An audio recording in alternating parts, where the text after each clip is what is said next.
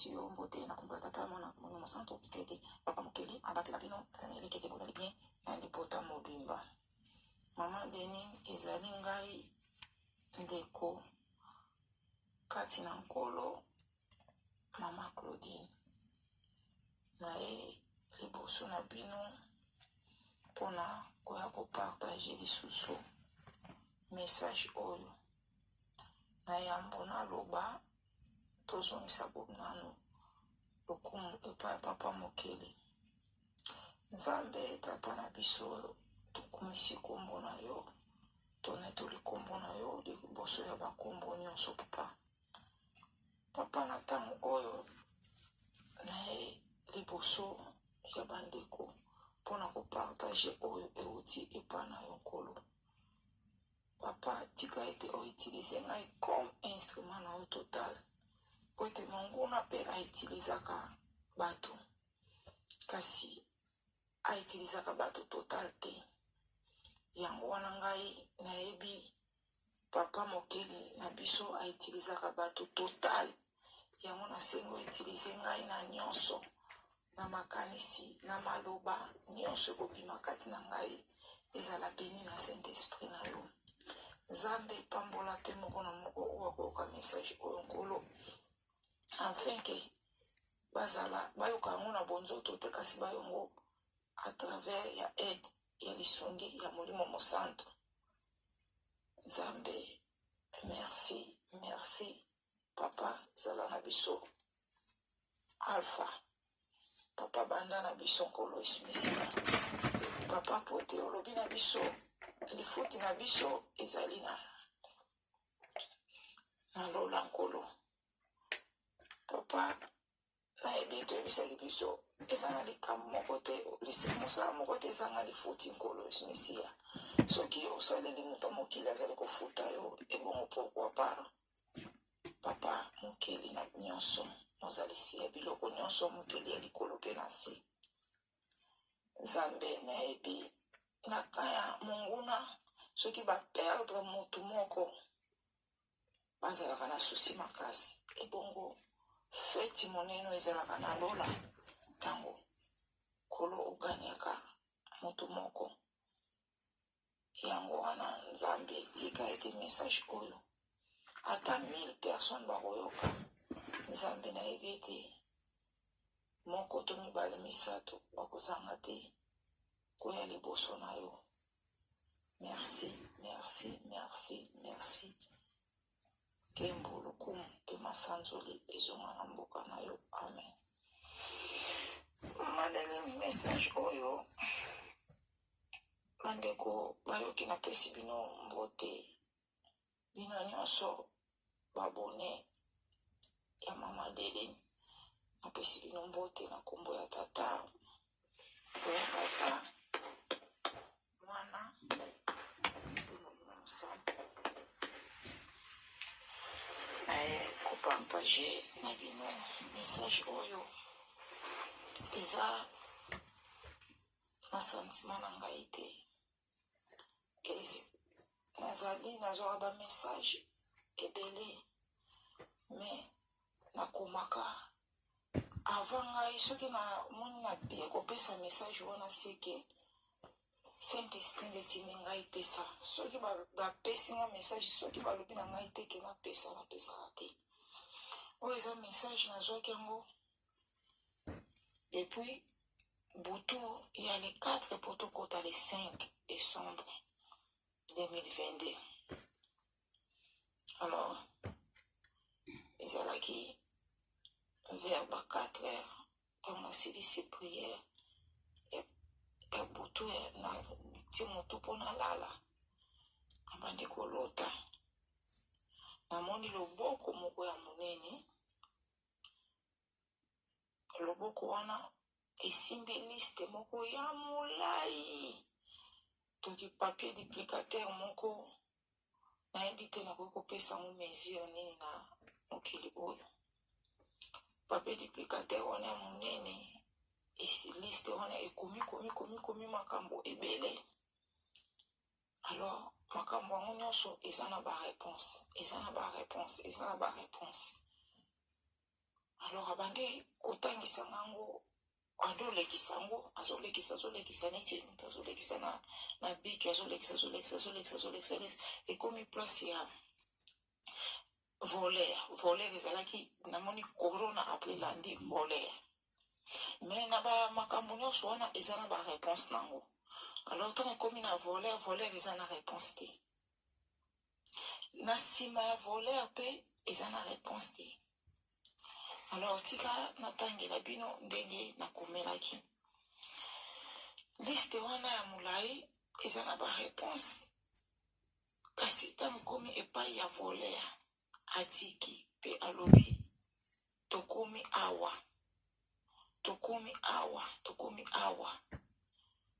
Alors ngai namitungisamaki na kati ya vision wana mpe natuni tokomi awa eza bakomi voler seki ngai naza moyibi. Natunaki alobi te mpo nazomonaka loboko ya monene na voix ezoloba me naomona nanga moto te, kaka loboko moko ya monene makasi simbilise te epui na voix ya mongongo ya moto ezoloba. Alobi te, alobi nanga te, tokomi tango oza moyibi te me tokomi tango ya voler, tango ya moyibi. Alors ngai naningeki siko natala na nsima ya suka ya liste, me na nsima ya suka ya liste ezalaki na bamakambo mosusu etikalaki na baréponse, ezangaki baréponse me ezalaki mokie. Oyo ezalaki liboso ya liste ebele, oyo ezalaki na nsima ya voler eza mokie. Donc ekozala bapepe 4 à 5 evenema kaka par rapport na suka nango papier wana ya duplicateur wana nyonso pembe na pembe sans tache. Alors alobi nanga tokomi na ntango ya voler. Naza si bandeko oyo naye kolobela lelo ntango nakomaki yango nazali na makanisi ya kopartage yango te, kasi lobi vers ba 18h navandi boye nasentir motema na ngai intérieur ezoloba yo pesa message oyo, yo pesa message oyo, yo pesa message oyo ya voler, pesa message oyo ya voler. Alors nalingaki meme nazwa telefone mpona banda kosala enregistrement ya message oyo, me lokola nalingaka kokaka mpenza kotinda message te sankela prier. Alors nasambela nano ntango nakosambela ebongo komisa nasala message nasala audio oyo nde butu mobimba nazalaki kaka na titidi ya priere nde na ntongo oyo nalamuki nde nazosalaka toujours convaincu bazo esprit ezoloba tinda message saint esprit ezolobaka tinanga yango wana nde nasali audio oyo. Alors audio oyo eza na message moko nalobaki liboso, nzambe alingi tozala na distraction te. Nalobelaki message wana nzambe atasenga na temps ya congé tozala na distraction te. Nzambe alingi tozala na distraction te, nzambe alingi koprepare biso. Nalingi kolobela bandeko na ngai avant diable asala likambo nzambe na biso avertisaka deja biso bana na ye, biso bana na ye toyebaka yango avant même bango basala. Mais eloko esalaka biso ignorance, négligence, haine pe bolembo yango eza kati na biso. Toyambaka message na négligence. Nzambe alobelaka na bandenge ebele, nzambe alobelaka na ndenge moko te.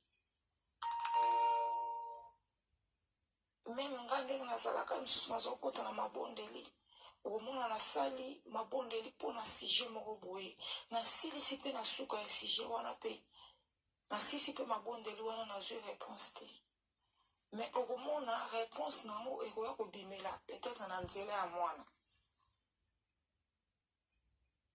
nde akoya kozwa message wana. Alors ekoza Saint-Esprit kitanga na Saint-Esprit wana naza nango na comprendre que message au moins nazwi eza réponse ya likambo onga nasengaki papa na ngai. Nazalaka naza na bamessage mosusu neti exemple ya message oyo nalingi napesa avant nalimbola mpenza message oyo ya voleur nalingi napesa mwa témoignage moko ya message na ngai. Dernièrement nalali naza komona nzambe aza kolobelanga na okavoi mpo nga nalingaka mpenza mingi nalinga kodetaye ndenge namoni mpo nazala kaka te nzambe kono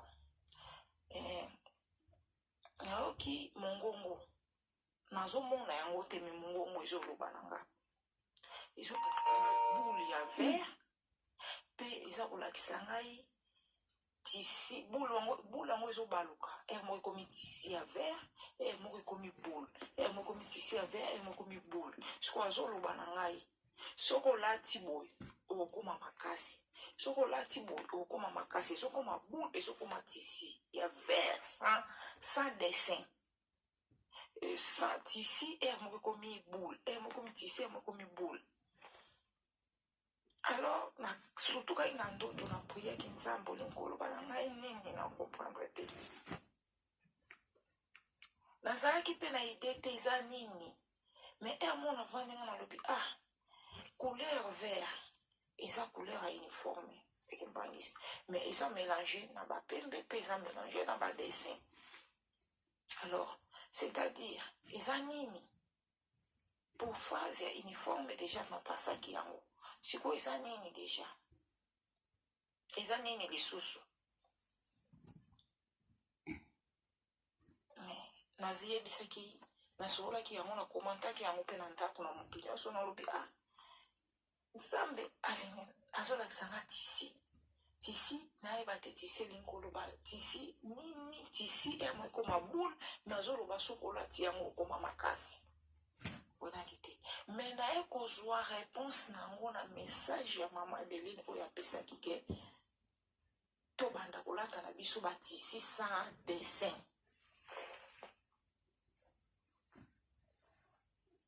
Nde naye kozwa message ntabala koloba mpo na nini mpo c'est dernièrement nazali komitungisama mingi mpo na problème ya badessin na babiloko nyonso tozosomba donc nakomaki mpena koyimayima mpo na nini biso bato osomba eloko boye okoya kosutuka boye ongo kokontrole yango okomona mwa dessin moko ya bien te donc ekomi mpena koderange ngai parfois nazalaka ye mosusu omona na koti na ndako na bandi kopona kaka babiloko mona so nakutani kaka na babiloko ya badessin wana ezala na kote na ngai ezala na kote ya bana okomona na sokende kobwaka misusu okomona ezosalanga mwa baregret siko biso bato tokosuka wapi tokolata nini tokosuka donc ekozali bilomo ezali kotungisanga mais sans ke naloba na moto ezotungisanga kaka kati na ngai ezali koderange nga.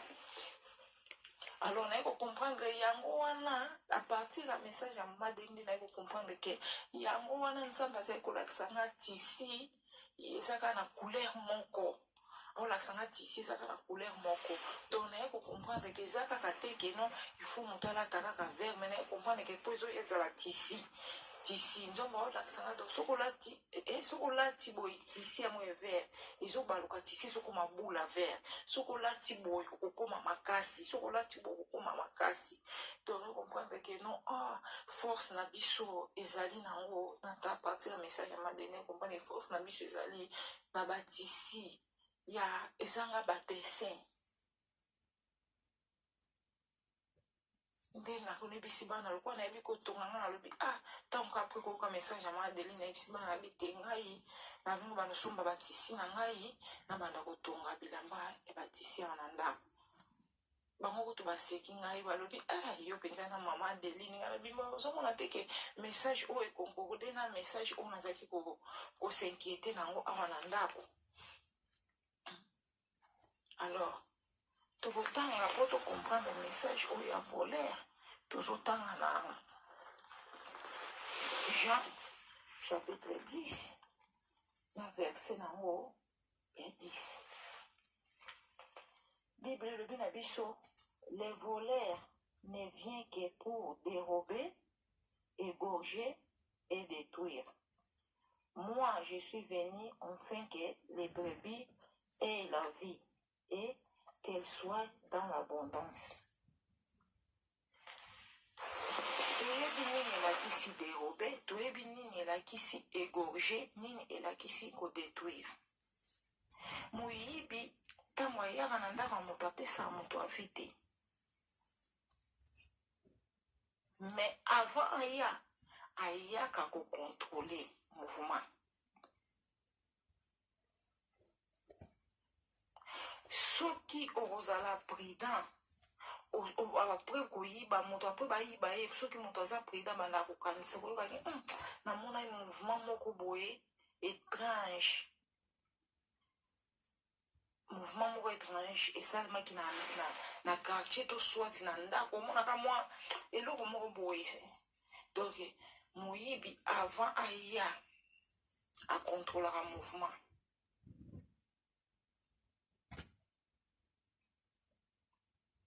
Donc yango wana ezosenga biso bana nzambe tozala na distraction te.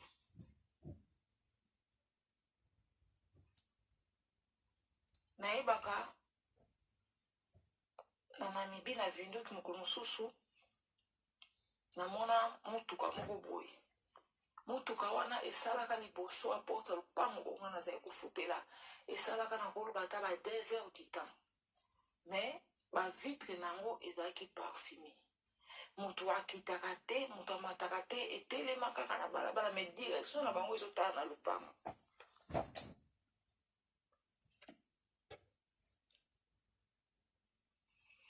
Alors lupango wana pe nazali kofutela ezalaki lupango ya mvama moko boye. Bazotalaka baokita te, baomata te, moto omata te, moto okita te. Voiture wana ezali kotala ntango molai etale nga mpe naokontrole mouvement nango naosala misala naokota naobima na porte lupango naokende osomba eloko libanda naozonga naotala mouvement nango. Mais toyebi biso nyonso voiture parfume bango baomona yo mime yo omona bango te. Eloko nini arrivaki namona ye déjà suspect. Jour wana tolala na ndako te. Mais epai ya bavoisin scandale esalemaki. Baenlevaki bato. Yango naoninga kotalisa bana nzambe ke mouvement moko ya mabe doki ezwa soki moto oza na distraction okomprendre te eloko nini oyo ezolinga ekomela biso bana nzambe. Moyibi soki akoteli bato bayaka na baintention ebele. Mosusu akoya ayibi akei. Mais ntango mosusu bayaka bakodétruire babomi bamosusu babotoli bamosusu donc basalaka bamassacre ezodépendre na ndenge bakokotela na ndenge mitema na bakoki kozalela ndenge ezodépendre na bango moko. Alors biso bana nzambe tokomi na temps ya moyibi. Temps ya moyibi. Temps ya moyibi atelemi po ayiba. Lelo oyo toza koyoka ba témoignage ya bato ya monde wana baza koloba keno monguna alingi sikoyo atravaye na bana mike. Mais biso bana nzambe avertisanga message oyo depuis 2016 ke bakitisi baagent na bango ya immigration mpona kokanga bana mike depuis 2016. Donc bango bazalaka toujours na retard. Nzambe na biso azalaka toujours na avance. Ya koavertir biso bana nzambe likambo bango baningi basala. Mais loko ebisalaka biso tomemamaka na distraction, tomemamaka na négligence, tomemamaka na ignorance, tomemamaka na bahaine. Toyambaka message na moto oyo plingaka. Tokomaka bafanatique. Eloko ebomaka biso yango wana. Or, message, soki olingi comprendre message, tango oza kotala, oza koyoka, loba, Nzambe fungolanga matoi ya molimo. Nayoka na matoi oyo nayokelaka matongi te. Nayoka na matoi oyo nayokelaka mafinga te. Nayoka na matoi oyo nayokelaka makambo ya mokili te. Nayoka na matoi ya molimo. Pe Nzambe dispose motema na ngai. Dispose motema na ngai eza na kimia. Po soko za na stress, oyamba message au contraire. Soko za na kanda, oyamba message au contraire. Soko za na ba pensée négative, oyamba message au contraire. Bandeko na ngai, please nazo senga bino na bolingo ya nkolo. Yambaka message na matoi ya molimo pe na motema disponible, motema ya kufungwama. Nzambe lobela ngai, Nzambe lobela ngai, Nzambe lobela ngai, Nzambe lobela ngai. Na message oyo. Nzamba olobela yo. Nzamba tika ba oyo babeleli ete. Yango alobi na biso na Matthieu 7:7. Beta ekufungwamela yo. Senga ekopesamela yo. Luka pe okozwa. Ekomimonisa epa na yo. Tango yo beleli ya mimonisaka.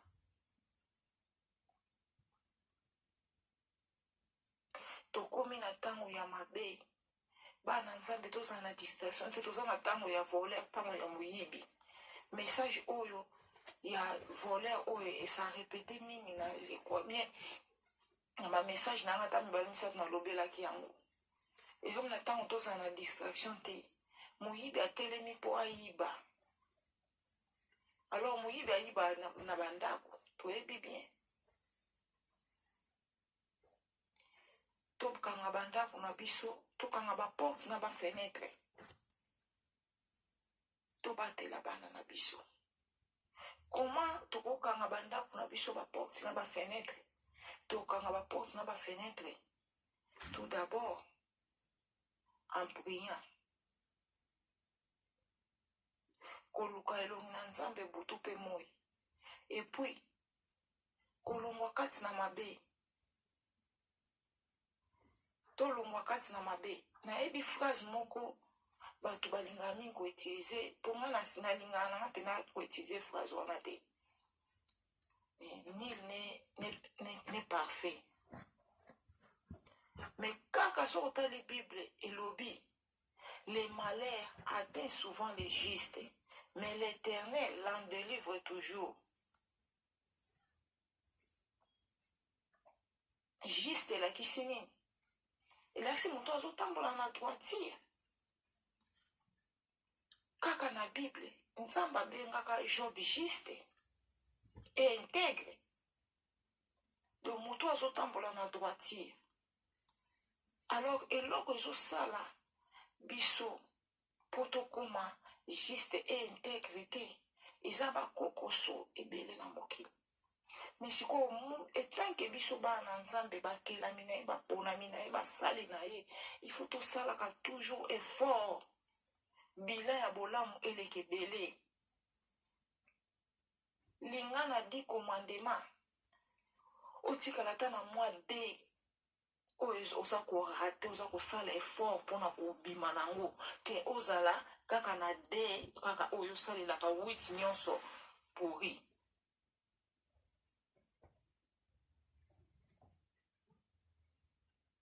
Wanande mabe.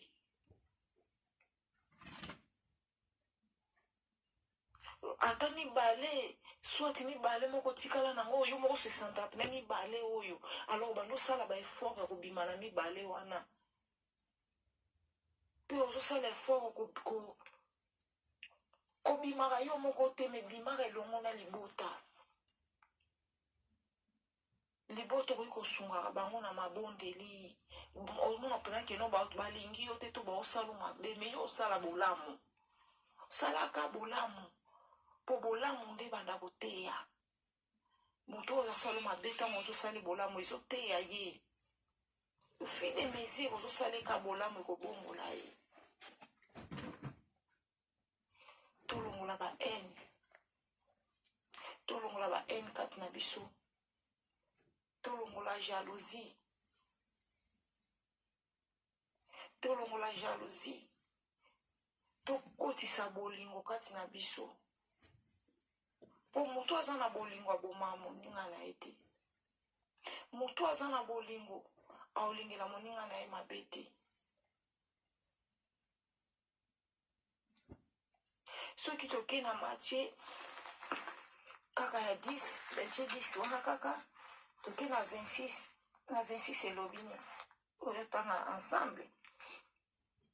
Mais vous ne croyez pas parce que vous n'êtes pas de mes brebis. Mais mes brebis entendent ma voix. Je les connais et elles me suivent. Soko za ya nzambe okosentir ke ba message ezokota penza kati na yo. Pourtant mongongo na elobaka. Ayebaka ke mongongo oyo baoyo yanga bakoyoka. Yango munya pusaka biso ba messager kende ko bimisa kende ko loba kende ko bimisa kende ko loba po ayebi ke ba oyo aye baza quelque part baza na posa koyoka mongongo na ye. Pe bakolanda pe bakotosa. Omo moto soka za incrédule la koyoka mongongo ya nzambe kokota koyoka maloba oyo kokota ko bimama ko comprendre te za mongongo ya nani. Po mwana yebaka mongongo ya tata na ye. Ata moni présence na ye te me mongongo kaka tanga eloba aoyebaki mongongo eza ya tata na ngai.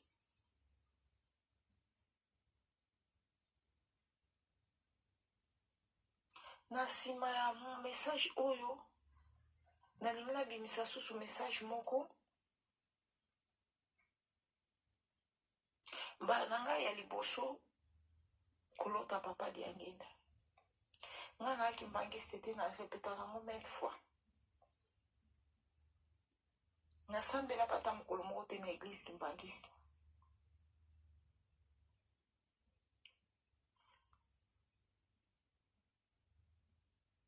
Lala je mosusu naza komona naza koyoka pardon voix ya papa Diangenda. Et tout à l'heure on a YouTube to même ba voix na bango. Azoloba a liboso akomi na Facebook na ngai akomi o mutu nyonso oyo aza na eloko ya mowei azongisa. Après alobi na nga na voix atangi na voix ya makasi nga na yoka mutu nyonso oyo aza na eloko ya mowei azongisa. Ayebisi ngai publier yango. Asukaki na parti kaka oyo azongisa. Après abandi koyebisa ngai oyo koyela bato oyo baza na biloko ya bawei. Me wana ayebisaki nga teke na publier yango. Oyo akomaki ye moko na Facebook na nga yango wana ndolobaki na nga publier.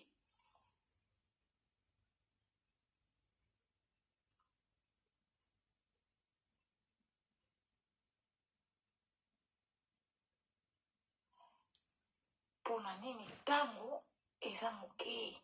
Tango ezoya mabe makambo koya lobi koya mabe makasi. Lelo oyo naye koyoka pesi su message ya bandoki bato batika kindoki. Naoki message wana na yoka na YouTube apesaki yango na bato moko ya diaspora groupe moko ke bato batika kindoki. Et puis soki nalandi ba message bazolobela mingi makambo ya bato bateka bango na bandoki bakoboma bato makambo ebelebele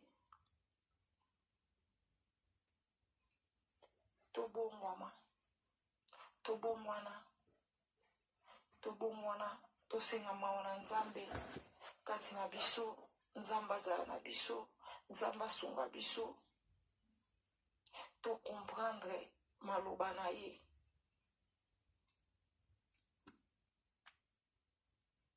To éviter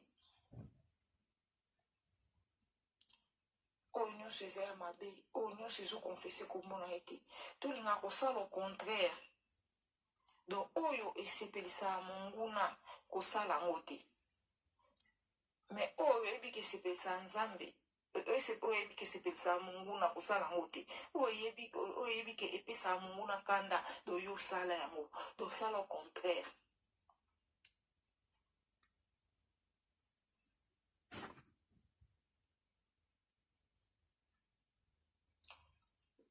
Oyo nazalaki nango mpona kopartage na bandeko mpona lelo yango wana oyo nzambe atiaki ngai message wana. Bamessage eza nango ebele, me ngai nabimisaka message soki nzambe apermettre ngai nabimisa nde nabimisi. Soki apermettre ngai te atuka nase précipitaka kosala audio te.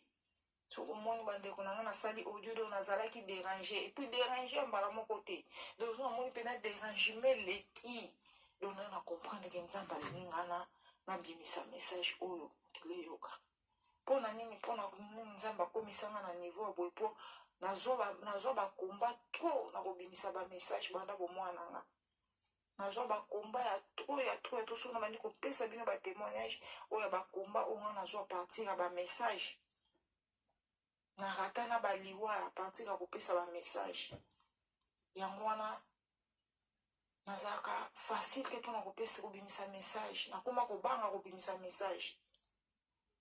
Avant nabimisa yango, il faut nzambe atinda nga na kobimisa nde naye kobimisa.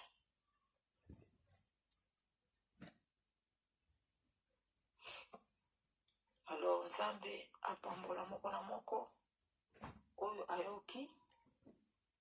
Nzambe tobondeli, nzambe papa merci kolona bikamwa. Papa na yo sengi epa na yo mawa na yo likolo na biso.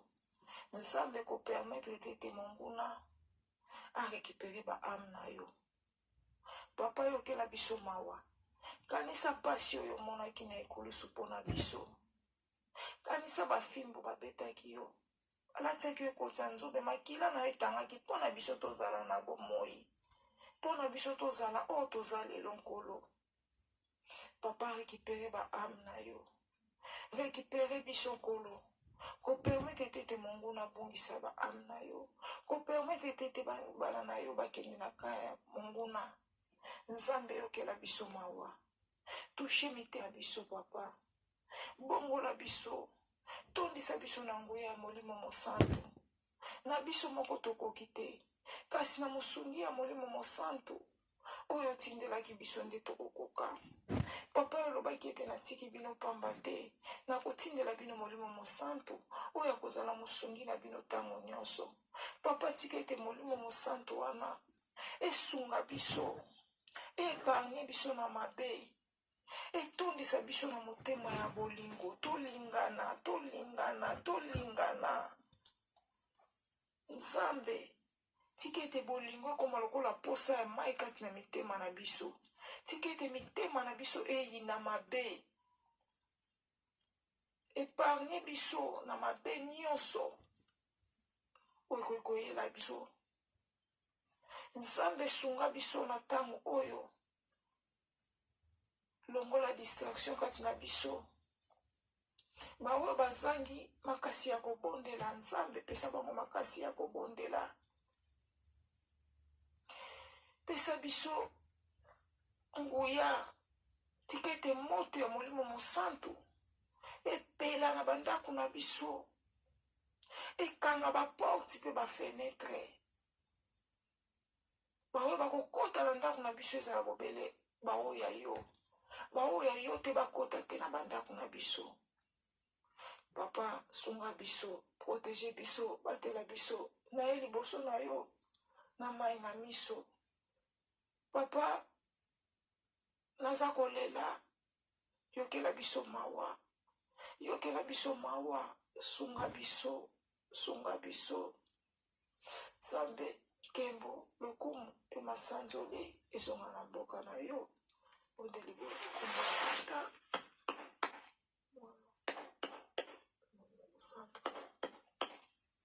Amen. Kembo, lokumu, pe masanzoli, ezonga na mboka na yo. Mama Beline, ye message wana, bana nzambe bayoka message oyo. Nazwaka pona message ya papa Kimbangu. Bana nzambe bayoka. Tokoki koflataka ka bana nzambe te. Ngai kutu na itilizaka Job 32. Job 32, 8, tina suka, tina 22. Na flataka moto te, na nga ko flate moto te. Et surtout na makambo na nzambe. Tango ba message ezoya tozo pesa. Peu n'importe o moto akokanisa ke nazaki mbangiste, oui ou non, mais po na ngai message ebima. Po kozala ki mbangiste eza pe lisumu te. Puisque eza église ya mabe, eza église parmi les 3 églises. Mais kaka ndenge partout ezalaka bato mabe bazali pe bato malamu bazali. Ndenge pe na kati nango ezali bato mabe bazali bato malamu pe bazali. Mais tango tozopesa message oyo nzambe apesi tokopesa, oyo akofinga afingi, oyo akoyamba ayambi.